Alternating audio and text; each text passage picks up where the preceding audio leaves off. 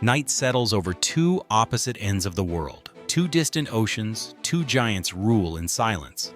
In Alaska's Bering Sea, king crabs surge through icy depths, powering one of the world's most aggressive fisheries. Their strength comes from numbers, thousands of traps, tons of harvest, and an industry built on sheer scale. Far to the south, Tasmania hides a different monarch. Here, divers descend into pitch-black waters to find the Tasmanian giant crab, slow-growing, rare, and valued like deep-sea gold.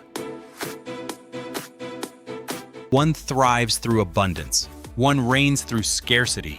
This is the story of two ocean kings locked in a quiet rivalry shaped by environment, economics, and survival.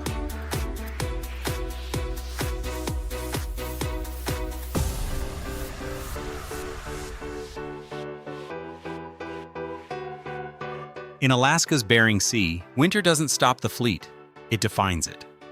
As storms roll across the ice-lined horizon, vessels push deeper offshore toward the kingdom of the red king crab. Each season lasts only a few frantic weeks. Crews load thousands of steel pots, each weighing over 300 kilograms, then drop them hundreds of feet to the seafloor. Down below the baited traps, wait in total darkness for the crabs to climb in. When it's time to retrieve them, every pull is a gamble. A pot overflowing with giant red claws can mean thousands of dollars.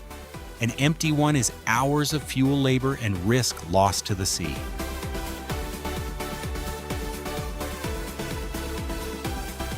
On deck, fishermen work barehanded in sub-zero wind, sorting each crab with precision. Only males of legal size are kept. The rest are released instantly to protect the stock. It's a brutal system, but it keeps the fishery alive and the market supplied. By the end of a strong season, Alaska can move more than 10,000 tons of king crab feeding demand in Tokyo, Seoul, and New York, where a single claw can sell for a small fortune.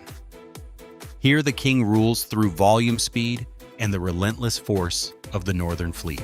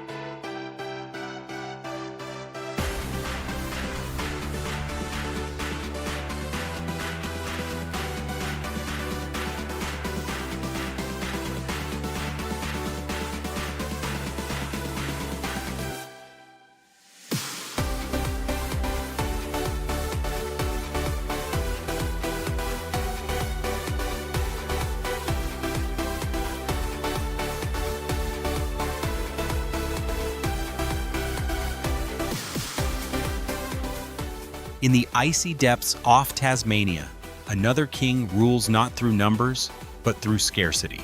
The Tasmanian giant crab lives hundreds of meters below the surface, where light fades and pressure becomes extreme. Here, these orange-armored giants grow slowly, reaching up to 17 kilograms with claws strong enough to crush shells like paper.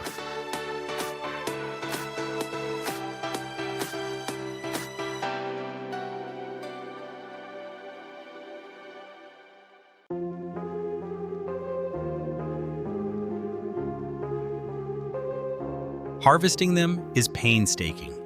Divers and deep traps operate in near darkness, and every crab must be handled with precision. 1. Cracked shell can cut its value instantly. Because only around 40 tons can be harvested each year, demand far exceeds supply.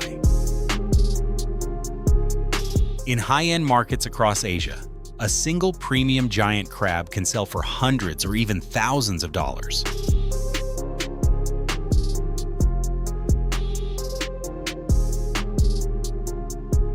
Rarer, slower growing, and far harder to catch, the Tasmanian giant crab stands as the quiet rival to Alaska's mass-produced king crab, a true luxury of the deep.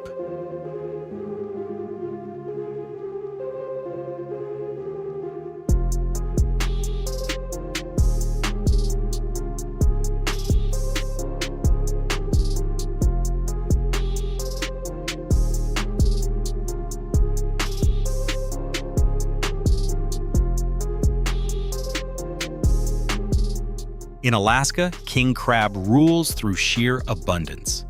Thousands of tons are hauled up each season, powering a global industry and filling markets from Tokyo to New York.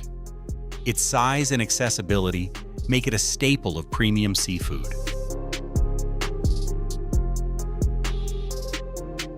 Far to the south, the Tasmanian giant crab holds a quieter, rarer throne. With only about 40 tons harvested annually, each crab becomes a prized delicacy. Slow-growing and long-lived, it's valued not for volume, but for exclusivity. One dominates through numbers, the other through rarity. Two kings each ruling their own ocean realm.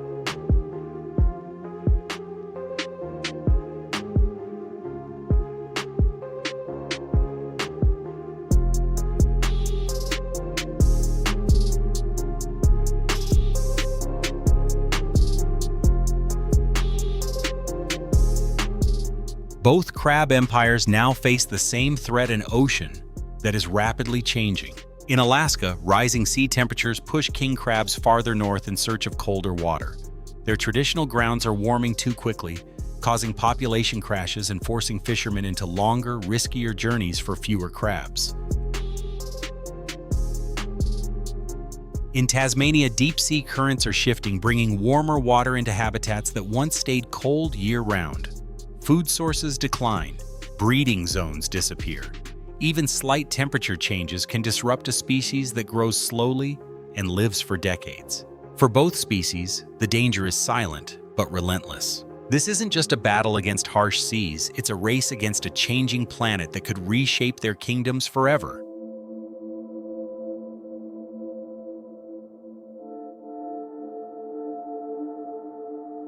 The future of both species now depends entirely on human choices. Alaska races to rebuild king crab stocks through closures and strict quotas, while Tasmania enforces one of the world's toughest licensing systems to protect its rare deep-sea crab. Every harvest, every tag, every quota represents a fight to keep these ocean monarchs from disappearing. Sustainability is no longer optional. It's the only path that ensures the ocean keeps its kings.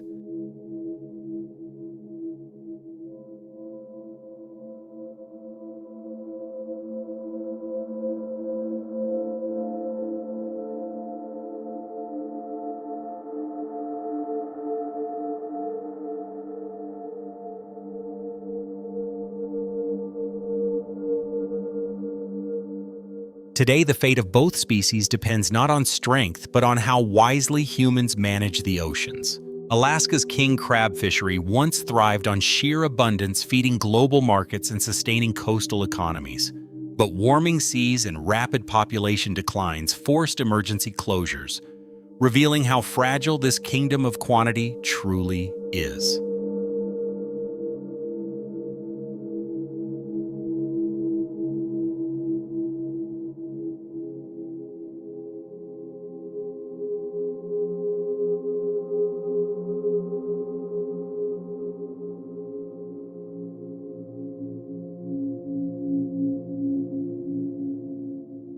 In contrast, Tasmania's giant crab survives only because of strict limits. Every crab requires a license. Every harvest is documented, and quotas remain extremely small. This kingdom of rarity endures not through numbers, but through protection. Both species show one truth: the ocean keeps its kings only when humans act as stewards, not conquerors.